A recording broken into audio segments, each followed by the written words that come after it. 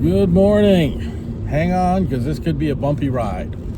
We're going to tackle manifestation today. So, manifestation, it's one of those topics that some people roll their eyes and some people drool and some people wish the hell they could do it properly. And it's a tough topic for a lot of people. But I'll see if I can bring some clarity to it. So, first of all, my understanding is that we're doing it all the time. You're already manifesting. And so, you don't need to learn how to manifest. You may need to learn how to get clear in your thinking. You may need to learn how to do alignment, where you get your energy centers in order. You may need to do some shadow work to deal with things that are in the way. There may be a whole bunch of things between you and what you consciously want. The challenge, of course, is all of the subconscious. And the thing about the subconscious, you're not consciously aware of it, hence subconscious. And that has its frequency, its vibration, right? We get into a whole lot of words that confuse people at times.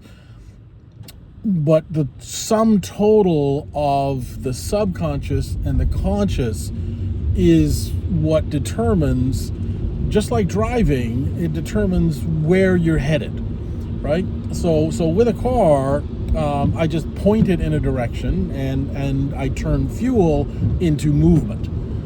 And I think that's one of the parts of manifesting that a lot of people get wrong. They just think they can think thoughts and magically things happen. It doesn't quite work like that.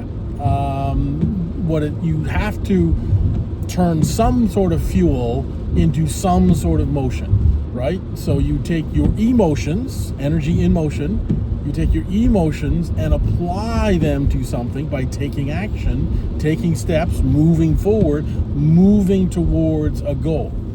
And at some point, you get to the point where you can feel the goal coming into possibility. And that point right there, if you can understand that, that's what some people call belief. That's what some people call faith. When you kind of know that it's inevitable, right? And that inevitability. And so that's what people try to explain with manifesting and belief and faith and so on. But until you get to that point of alignment where you know that it is definitely within the realm of possibility, there's a whole bunch of yeah buts that you've got to deal with. And by yeah but, I mean focus on what you want consciously, and then your subconscious will kick up a bunch of things that will come into mind, and you'll hear, yeah, but what about this? Or yeah, but what about that? And I like to describe that as housekeeping. In other words, the housekeeper, the thing that's looking after you, is saying, yeah, I know you want to go over there, but you got to deal with this shit first, right?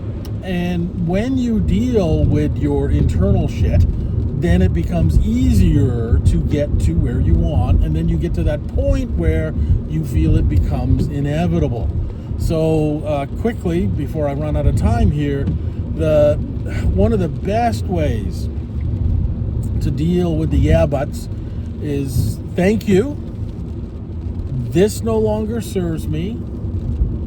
We're doing it anyway, right? You have that conversation. Some people call that the Sedona method, or it's a variation of the Sedona method.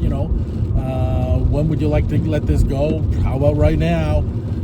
But it's just that internal housekeeping. Now, not everything clears that quickly.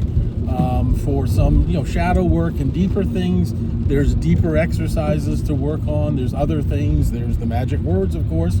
Lots of ways to clean up the darker stuff that gets in the way. But for a lot of things, get rid of the yeah buts first. Okay, gotta go.